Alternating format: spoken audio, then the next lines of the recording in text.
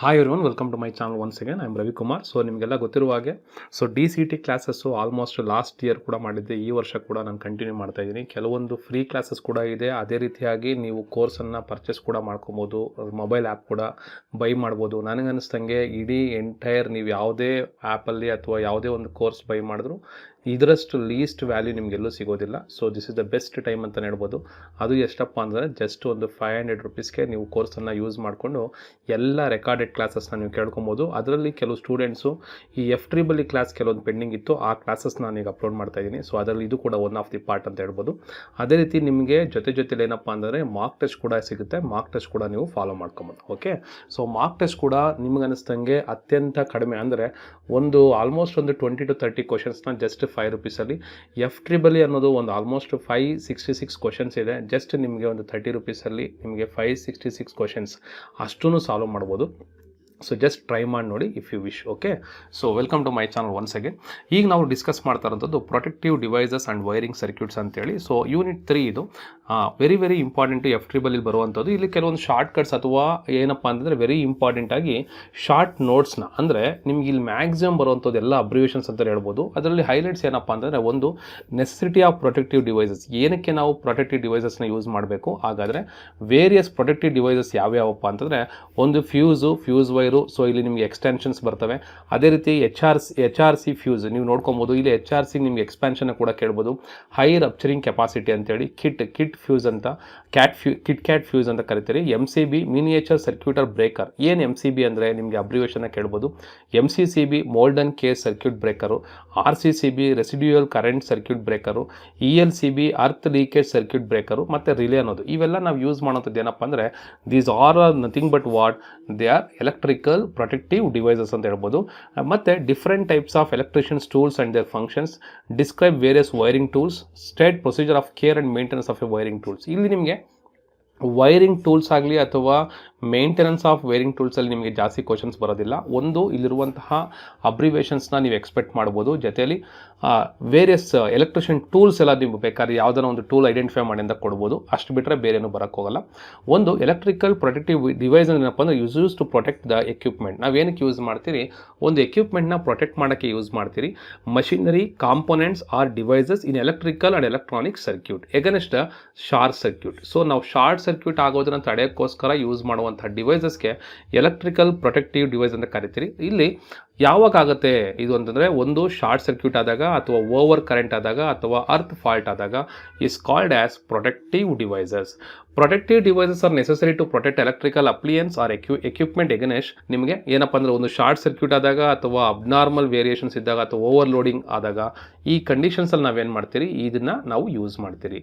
ಇನ್ನು various protective devices ಮತ್ತು ಯಾವ್ಯಾವು ಅಂತ ನಾವು ನೋಡಿದ್ರಿ, ಅದ್ರ ಬಗ್ಗೆ ಡಿಸ್ಕಸ್ ಮಾಡ್ತೀರಿ. ನೀವು ನೋಡಿರುವಂಥದ್ದು ಇಲ್ಲಿ ಫ್ಯೂಸ್ ವೈರ್ ಅಥವಾ ಫ್ಯೂಸ್ ಅಂತ ಕರಿತೀರಿ. ನೀವು ನೋಡ್ತಾ ಇರ್ಬೋದು ಯಾವ ಥರ ಎಲ್ಲ ಫ್ಯೂಸಸ್ ಇರ್ತವೆ ಅಂತೇಳಿ. ಹಾಗಾದರೆ ಫ್ಯೂಸ್ ಏನು ಮಾಡುತ್ತೆ? So fuse is the short length of a wire design to melt or separate in case of excessive current. ಜಾಸ್ತಿ ಕರೆಂಟ್ ಆದಾಗ ಅದು ಮೆಲ್ಟ್ ಆಗಿಬಿಟ್ಟು ಏನು ಮಾಡುತ್ತೆ, ಕರೆಂಟ್ ಪಾಸ್ ಆಗೋದನ್ನು ತಡೆಯುತ್ತೆ. So fuse is connected in a phase of a supply. It is always connected in series. So ಇದನ್ನು ಯಾವಾಗಲೂ ನಾವು ಹೆಂಗೆ ಕನೆಕ್ಟ್ ಮಾಡಿರ್ತೀರಿ, ಸೀರೀಸಲ್ಲಿ ಕನೆಕ್ಟ್ ಮಾಡಿರ್ತೀವಿ. ಇದನ್ನು ನೀವು ಚೆನ್ನಾಗಿ ನೆನ್ಪಿಟ್ಕೊಬೇಕು. ಯಾಕಂದರೆ ಅದ್ರ ಮೇಲೆ ಕೂಡ ನೀವು ಕ್ವಶನ್ನ ಎಕ್ಸ್ಪೆಕ್ಟ್ ಮಾಡ್ಬೋದು.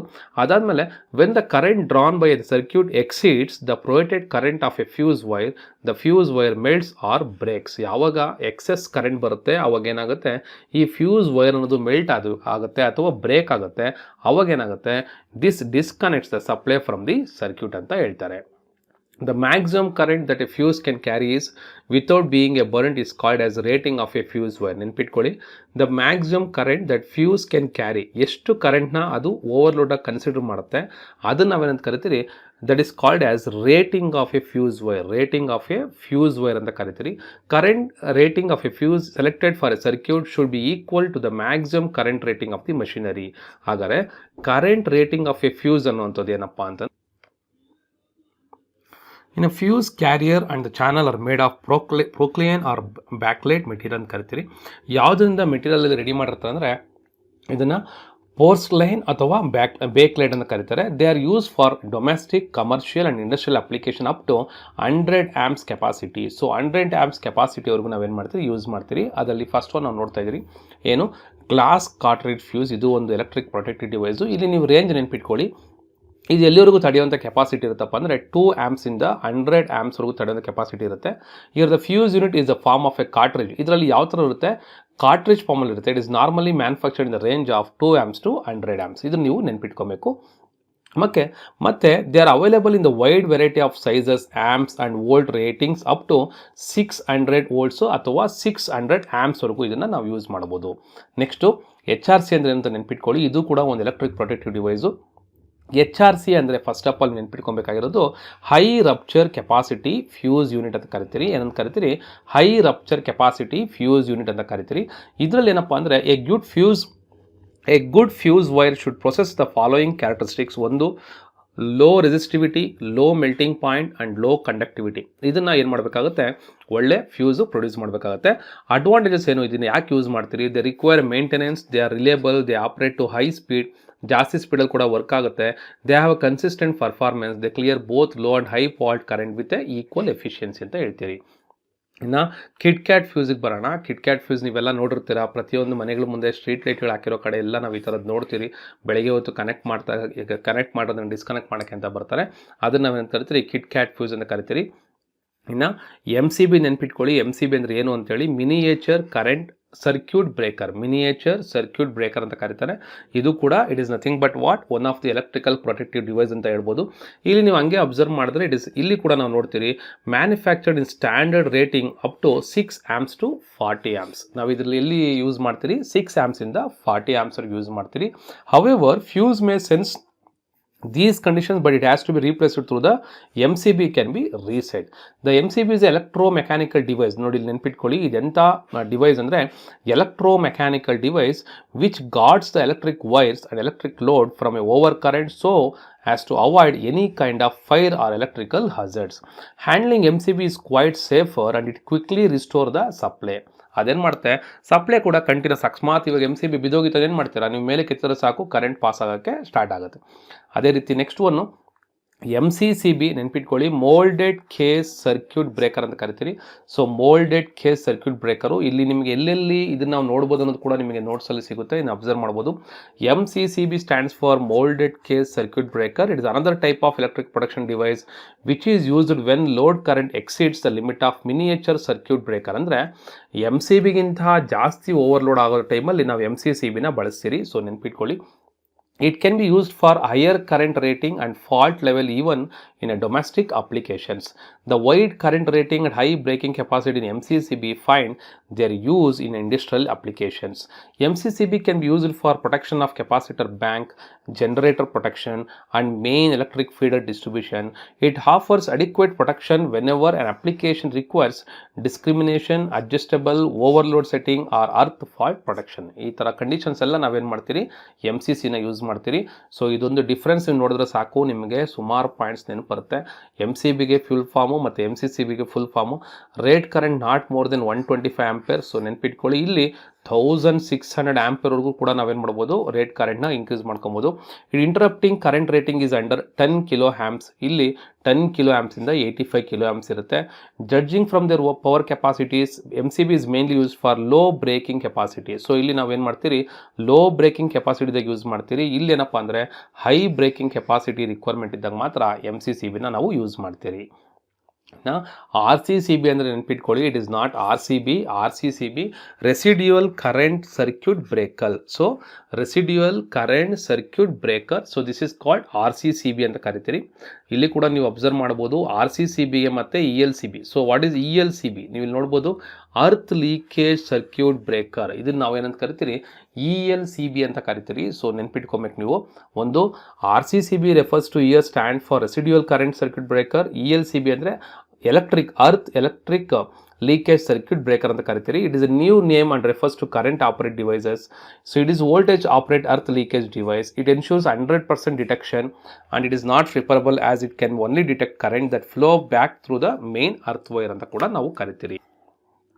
ಅದೇ ರೀತಿಯಾಗಿ RCCB has no connection with the earth wire and ELCB is a working based on a earth leakage current. So ಇದು ನೀವು ನೆನ್ಪಿಟ್ಕೊಬೇಕು. ಸೊ ಇನ್ನು ELCB ಬಗ್ಗೆ ನಾವು ನೋಡಿದ್ರಿ, ಕ್ಯಾರೆಕ್ಟರಿಸ್ಟಿಕ್ಸು ಅಷ್ಟೇ ಇರುತ್ತೆ. ಇನ್ನು ಕೊನೆಯದಾಗಿ ಬರುವಂಥದ್ದು ದ ಎಲೆಕ್ಟ್ರಿಕ್ ಪ್ರೊಟೆಕ್ಟೆಡ್ ಡಿವೈಸಸಲ್ಲಿ ರಿಲೇ ಅಂತ ಕರಿತೀರಿ. This is the relay. So relay is electromagnetic switches device. Electromagnetic switching device employ to control or high power circuits by means of low power input ಅಂತ ಕರಿತೀರಿ. ಸೊ ಇದು relay ಬಗ್ಗೆ ಇನ್ನೇನು ನೀವು extra questions expect ಮಾಡೋದು ಬೇಕಾಗಿಲ್ಲ. Different types of electrician tools and their functions, ಇದು ಕೂಡ ನಾವು ನೋಡ್ತೀರಿ. ನಾರ್ಮಲ್ ಆಗಿರುವಂತಹ ಯಾವುದೆಲ್ಲ ಟೂಲ್ಸ್ನ ಯೂಸ್ ಮಾಡ್ತಾರೆ, ಟೇಪ್ ಮೆಜರ್ ಇರ್ಬೋದು, ಮಲ್ಟಿಮೀಟರ್ ಇರ್ಬೋದು, ಸೊ ವೈರ್ ಸ್ಟ್ರೈಪರ್ ಇರ್ಬೋದು, ಸೊ ಫಿಶ್ ಟೇಪ್ ಇರ್ಬೋದು, ನಾನ್ ಕಾಂಟ್ಯಾಕ್ಟ್ ವೋಲ್ಟೇಜ್ ಡಿಟೆಕ್ಟರು ಮತ್ತು ಪ್ಲೇಯರು, ಲೆವೆಲ್ಲು, ಸೊ ಇನ್ನಿಲ್ಲಿ ಫ್ಲ್ಯಾಶ್ ಲೈಟು, ಇದೆಲ್ಲ ಕಾಮನ್ ಆಗಿರುವಂಥದ್ದು. ಸೊ ಅಂಥ ಇಂಪಾರ್ಟೆನ್ಸ್ ಕೊಡುವಂಥದ್ದು ಏನಿಲ್ಲ ಇದರಲ್ಲಿ ಅಂತ ಹೇಳ್ಬೋದು. ಸೊ ನೀವು ಇದಕ್ಕೆ ಮುಂಚೆ ಇರುವಂತಹ ಶಾರ್ಟ್ಸ್ ಅಂದರೆ ಅಬ್ರಿವೇಷನ್ಸ್ನ ಕರೆಕ್ಟಾಗಿ ನೋಡ್ಕೊಳ್ಳಿ, ಅದು ತುಂಬಾ ಇಂಪಾರ್ಟೆಂಟ್ ಆಗುತ್ತೆ. ಸೊ ಇನ್ನು care and maintenance of A wiring tools ನಾವು ಯಾವ ಥರ ಇಟ್ಕೊಬೇಕು ಅಂತೇಳಿ ಇಲ್ಲೇ ನಿಮಗೆ ಅಂಥ ಕ್ವಶನ್ಸ್ನ ನೀವು ಅಬ್ಸರ್ವ್ ಮಾಡೋದೇ ಇಲ್ಲ. ಆ ಥರ ಕ್ವಶನ್ಸ್ ಕೂಡ ನಾವು ಎಕ್ಸ್ಪೆಕ್ಟ್ ಕೂಡ ಮಾಡೋಕ್ಕೆ ಆಗೋದಿಲ್ಲ. ಓಕೆನಾ? ಸೊ ಇದು ಪ್ರಾಕ್ಟಿಕಲ್ ಪಾರ್ಟ್ ಆಗುತ್ತೆ. ಪ್ರಾಕ್ಟಿಕಲ್ ಪಾರ್ಟ್ ಬಗ್ಗೆ ವರಿ ಮಾಡ್ಕೊಳಕ್ಕೆ ಹೋಗಬೇಡಿ. ಸೊ ಇನ್ನು ನೆಕ್ಸ್ಟ್ ಹೋಗೋದಕ್ಕಿಂತ ಮುಂಚೆ ನಾವೀಗ ಕೆಲವೊಂದು ಕ್ವಶನ್ಸ್ ಇದರಲ್ಲಿ ಪ್ರಿಪೇರ್ ಮಾಡೋಣ. So what are the electrical protective device ಬಗ್ಗೆ ನಾವು ಒಂದು 20 MCQ ಪ್ರಿಪೇರ್ ಮಾಡೋಣ ಅಲ್ವಾ? ಸೊ ಈಗ ತಾನೇ ನಾವು ನೋಡ್ತಿದ್ರಿ. ಸೊ ಇಲ್ಲಿರುವಂತಹ ಪಾರ್ಟಲ್ಲಿ ನಾವೀಗೇನು ಮಾಡೋಣ, MCQ ಪ್ರಿಪೇರ್ ಮಾಡ್ತೀನಿ. ನೀವು ಪ್ರತಿ ಕ್ಲಾಸಲ್ಲಿ ಕೇಳ್ತಾ ಇದ್ದೀರಾ, ಸರ್ ನಮಗೆ MCQ ಪ್ರಿಪೇರ್ ಮಾಡಿಕೊಡಿ ಅಂತ ಹೇಳಿದ್ದೀರಾ. ಸೊ ಇಲ್ಲಿ ನಾನೀಗ MCQ ಪ್ರಿಪೇರ್ ಮಾಡ್ತೀನಿ. ಸ್ವಲ್ಪ ನೀವು ನೋಡ್ಕೊಳ್ಳಿ, ಏನೇನು ಕೊಡಬೇಕು ಪಾಯಿಂಟ್ಸು, ಯಾವ ಥರ ಕೊಡಬೇಕು ಇನ್ಪುಟ್ಸ್ ಅನ್ನೋದು ನೀವು ನೋಡ್ಕೊಳ್ಳಿ. ಓಕೆನಾ? ಸೊ ಅವಾಗ ನಿಮಗೆ ನೆಕ್ಸ್ಟ್ ಟೈಮ್ ನಿಮಗೆ ಅರ್ಥ ಆಗುತ್ತೆ ಯಾವ ಥರ ನಾವು ಕ್ರಿಯೇಟ್ ಮಾಡಬೇಕಾಗತ್ತೆ ಕ್ವಶನ್ಸ್ ಅನ್ನೋದನ್ನು. So I am creating on this one. So ನೋಡಿ ಯಾವ ಥರ ಕೊಡ್ತೀನಿ ಅಂತೇಳಿ. ಓಕೆ, create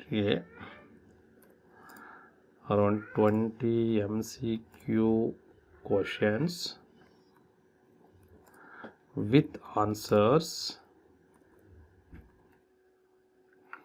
ಸೊ ಈಗ ಮೋರ್ ದೆನ್ ನಿಮಗೆ 20 ಕ್ವಶನ್ಸ್ ಮೇಲೆ ಬಂದಿದೆ. ಸೊ ಈಸಿಯಾಗಿ ನಾವು ಈ ಕ್ವಶನ್ಸ್ನ ಪ್ರಿಪೇರ್ ಮಾಡಿದ್ದೀರಿ. ನೋಡೋಣ. Wire protective device necessary for this one. So ಇಲ್ಲಿ ಅಬ್ಸರ್ವ್ ಮಾಡ್ಬೋದು.